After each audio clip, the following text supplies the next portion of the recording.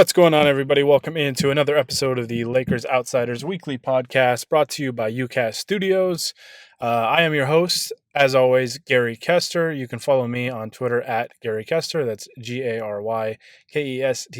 You can follow Lakers Outsiders on Twitter as well, just at Lakers Outsiders. You can like us on Facebook, and you can find all of our content up on LakersOutsiders.com. Be sure to subscribe to UCast Studios. Like this video as well. If you missed the last video, I did another mailbag podcast.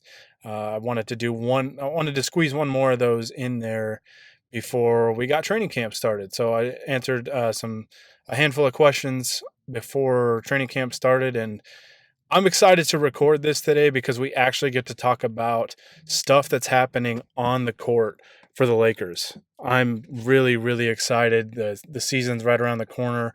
First preseason game is just a few days away now, and yeah, I'm pumped. I'm pumped. I'm ready for it.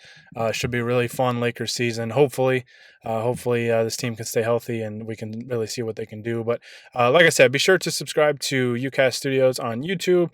Be sure to like this video.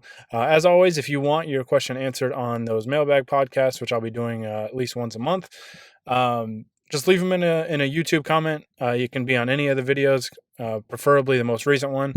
And if you do that, I will be sure to get to them, but you can also tweet them at me, like I said, at Gary Kester, or you can tweet them at Lakers Outsiders as well. And be sure to subscribe to UCast Studios and Lakers Outsiders on all the major podcast platforms. So YouTube, iTunes, Podbean, Spotify, all those. So with that out of the way, let's go ahead and talk about let's talk about basically the early stages of training camp, what we've heard and what we've seen so far. Obviously, don't have time to go through everything. I'm just gonna. I highlighted 4 things that I have liked hearing so far in training camp. 4 things that I am very, very pleased about so far. So this should be a very positive podcast. This should be very optimistic because I've liked a lot of what I've heard so far from head coach Frank Vogel and from some of the players themselves, and just reports coming out of training camp and everything. So, number 1, Avery Bradley. There have been a lot of reports that coming from the team, coming from beat reporters, that Avery Bradley has been kind of the standout in camp, and he is really bringing it on the defensive side of the basketball. And that has me really excited. I'm cautiously optimistic because you never want to get too caught up in preseason and training camp stories, because I feel like there are always going to be kind of those preseason stories that flame out.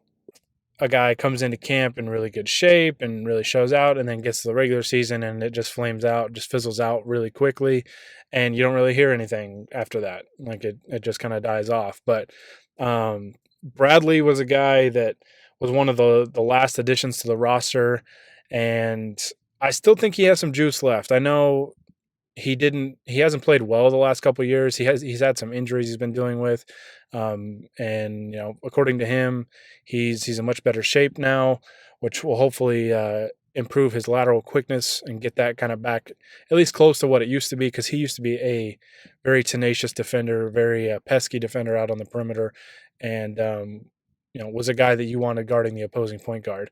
And that's exactly what the Lakers need out of him. If he's able to kind of chase around the opposing point guard, it wouldn't be surprised if he's a starter, if he's effective at just that. And if he can knock down the occasional 3, that's even better. But I love hearing that he is showing out in training camp. That's a great start. Hopefully it translates to the preseason games and just translates moving forward. And we see that in the regular season and over the course of the entire season, because if he bounces back, I think that's a big plus for the Lakers and would really help not only kickstart their season, but kind of help, I think, take their team just to kind of the next level. I don't think it'd be like a massive leap. Whereas if Kyle Kuzma's 3-point shooting comes around to like his rookie year, I think that would help the Lakers take a pretty substantial leap. Bradley, I don't think would be as substantial, but I think it would be a pretty big plus to get him to play even close to the level that we saw a couple years ago before he started to get kind of all these injuries and really struggled, especially last year. So I really like that. I really like hearing that Avery Bradley is playing well, and hopefully that continues. Because if it does, that's that's very, very good news for the Lakers. Number 2, Dwight Howard. The Laker fans have been very, very divided about Dwight Howard, and I totally get it. I've talked about this a couple times on this podcast now, but the you know the way 2012, 2013 that season panned out, I mean, it was a train wreck. It was a total disaster. Everybody called it the Dwight Mayer season, and for good reason. It was just terrible.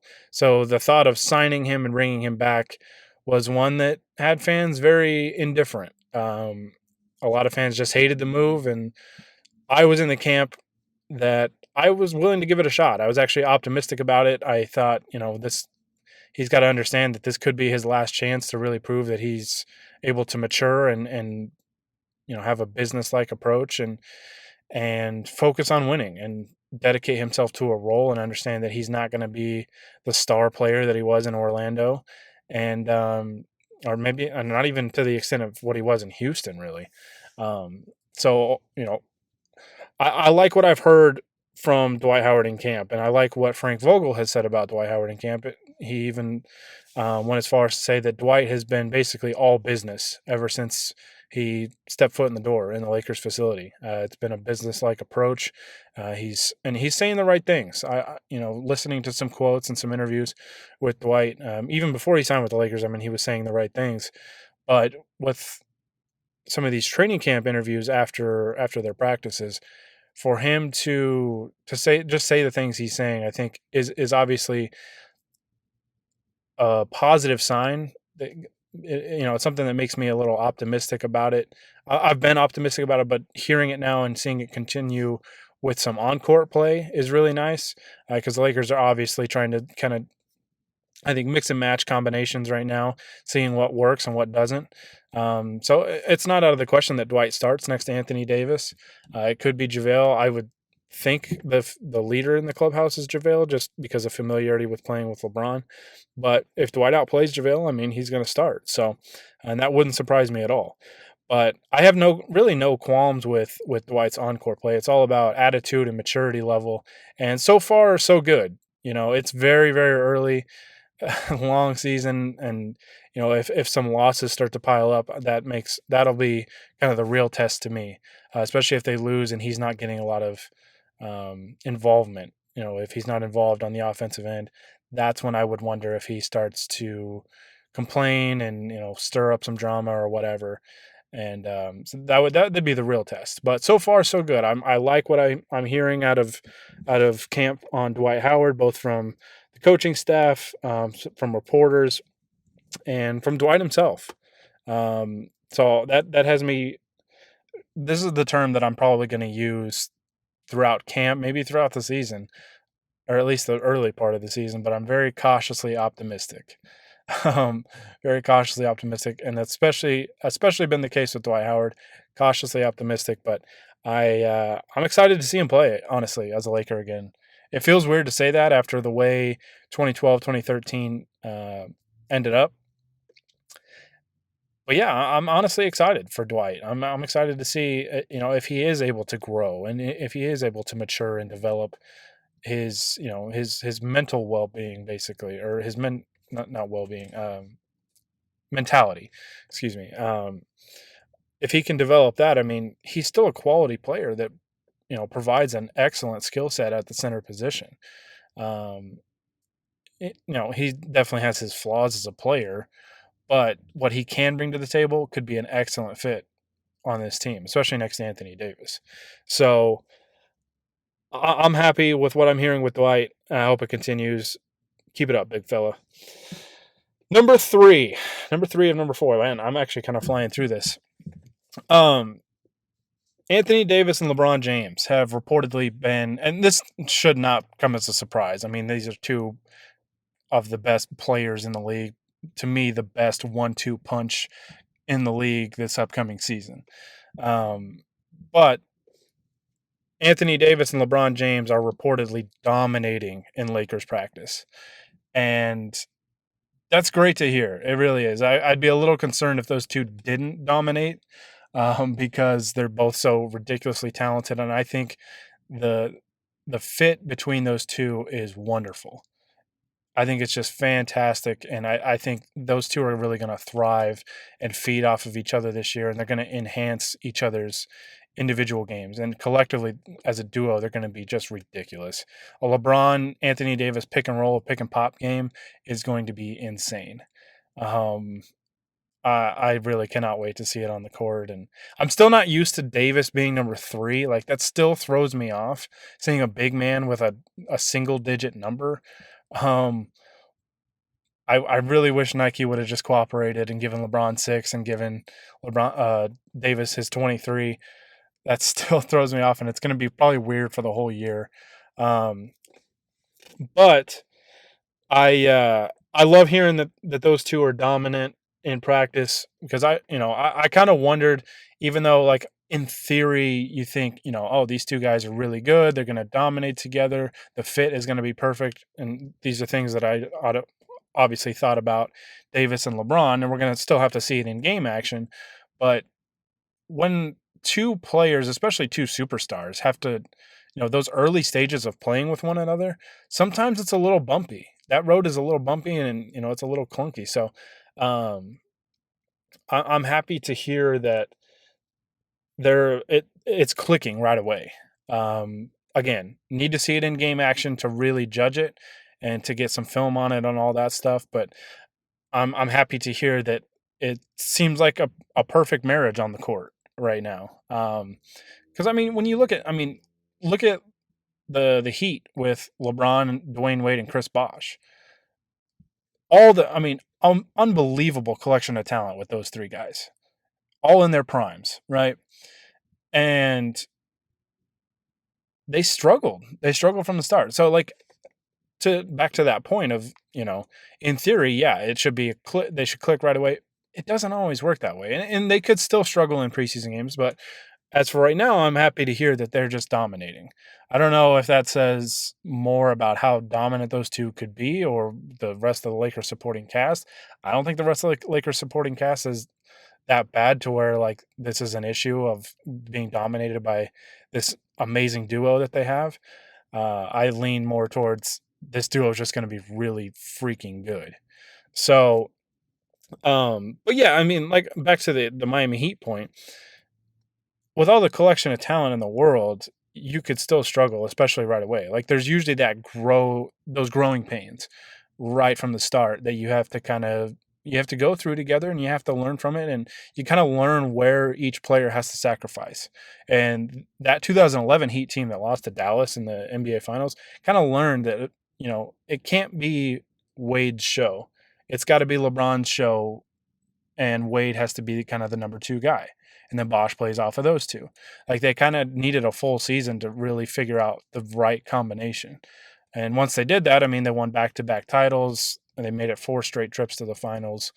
Um, so yeah, there's probably going to still be that kind of phase, I think, with these two. But LeBron seems content, and understanding his age and understanding that Anthony Davis is ridiculously good. Might honestly end up going down as LeBron's best teammate ever. Dwayne Wade back in those Heat days was ridiculous, but I mean, obviously a Hall of Famer.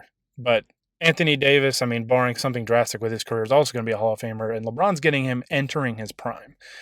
And he's already a generational talent, unbelievable player, and hopefully he retires a Laker. Hopefully he's with the Lakers for a long time. So, very happy to hear that those two are dominating. I can't wait to see it on the court against opposing teams, because, man, I don't know how you defend a LeBron Anthony Davis pick and roll, especially with a guy like Danny Green on the wing and Kyle Kuzma and whoever. Defending that has got to be a nightmare for opposing coaches, because Davis is a good jump shooter, especially for a big guy. Like he can step out and knock down that shot, and if he's hitting 3-pointers, I mean, you pretty much just pick your poison at that point, because I don't know how you defend those two. running pick and rolls. I mean, it's going to be insane to watch. And I love hearing that they've been dominating early. And hopefully it just continues to go up. Hopefully it just, continues to improve and get better. Because if it does, Lakers are going to be nasty. That duo, especially, is just going to be filthy. So I'm excited. I'm excited for that. All right, last thing that I want to talk about, the last thing that I have heard from training camp, or that we've seen, is Frank Vogel is giving rest days to the veteran players. I love this. I love it, even though it's early. Even when it's early, the goal for the Lakers this season just needs to be to get into the playoffs anywhere. But not only get into the playoffs healthy. Because if they get into the playoffs healthy, they can beat anybody. I am convinced of that until proven otherwise. Um, there's a lot of talent on this roster, and when the playoffs roll around, you're gonna yes, role players need to step up and make big plays in certain moments, or just have kind of those games where they play really well and help give the team a boost. But ultimately, you're gonna win with your superstars. You're gonna win with your superstars, and the Lakers have two very, two elite superstars. Like I said this on the last podcast. I don't like to throw around the term star, and I especially don't like to throw around the term superstar. The Lakers have two legitimate superstars. And if they just get into the playoffs healthy and they ride, LeBron and Anthony Davis as far as they can, this team has the capability of winning an NBA championship. So, especially with the West as wide open as it is, the Clipper. I went through this last time or a couple pods ago too. I kind of went through who I think is going to be really good in the Western Conference. Um, there are teams that are going to be very, very good. I think the Clippers are going to be very good, and there's some other teams, obviously, but they're not unbeatable. In the past few years, it's been Golden State, a big gap, and then everybody else. That doesn't exist this year. So if the Lakers can just get into the playoffs, I don't think seeding will matter all that much. Obviously, you'd like to have home court. That helps just in case, you get to a game 7, can help you get off to a fast start in a series. But I don't think seeding is going to be overly important in the Western Conference this year because that conference is so wide open. I think probably 6, maybe 7, maybe 8, all 8 playoff teams are going to be fairly evenly matched. So to me, it's going to come down to superstars. So if the Lakers get in, they get in healthy, they can make a serious run, a deep run, and possibly win an NBA championship. So I like that Frank Vogel is utilizing these rest days for the older players, especially obviously guys like LeBron, Jared Dudley, Rondo. All these guys, have been in the league for a while, and they're not going to be able to play all 82 games and be able to play probably at their highest level. LeBron probably still could, but these older players, you want to keep them well rested, especially if you're a team that you understand if the Lakers stay healthy, they're going to get into the playoffs. I'd be shocked, absolutely shocked if this team stays healthy and doesn't get into the playoffs. I would be floored if that happened. They could have been a playoff team last year if they just stayed healthy. The injuries just piled up and derailed what was turning out to be a promising season. They were 20-14 last year with one superstar. Now they got 2, and I think they've got some more elite role players around them, especially with a guy like Danny Green, who I think is gonna fit in perfectly next to LeBron and Anthony Davis. So Frank Vogel, I really like it. I like it. Keep it up. I like what I'm hearing from him so far. And I'm excited, man. I'm going to keep saying this, but I'm really, really excited to get this season going, to see the product on the court, even in preseason games. It's October. Like, the season starts this month. I am so ready for it. I said this on the last pod, but man, this was the longest offseason ever. Such a long offseason. And I'm glad it's over. Like, we're officially underway. I'm ready for this first preseason game, though. It's coming up soon, and I'm ready to get the games going and roll the ball out there and see what the squad can do and what they look like. So, alrighty, that's going to do it for this time. Again, as always, If you have a question that you want answered on the next Mailbag podcast, leave it in the YouTube comment, or you can tweet them at me at Gary Kester, or you can tweet them at Lakers Outsiders as well. Be sure to subscribe and like this video. Subscribe to UCast Studios, and be sure to subscribe to Lakers Outsiders on YouTube as well, and all the major podcast platforms for both of those, UCast Studios and Lakers Outsiders. YouTube, iTunes, Podbean, Spotify. And yeah, that's going to do it. I will be back again next week.